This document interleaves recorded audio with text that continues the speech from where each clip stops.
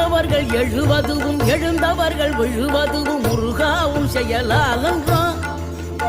இங்கு அழுதவர்கள் சிரிப்பதுவும் சிரிப்பவர்கள் அழுவதுவும் குமராவும் தயவாலன்றோ. அந்தி பகல் எப்பொழுதும் தங்கி தடையில்லாமல் உங்கள் முகம் கண்ணிலாடும்.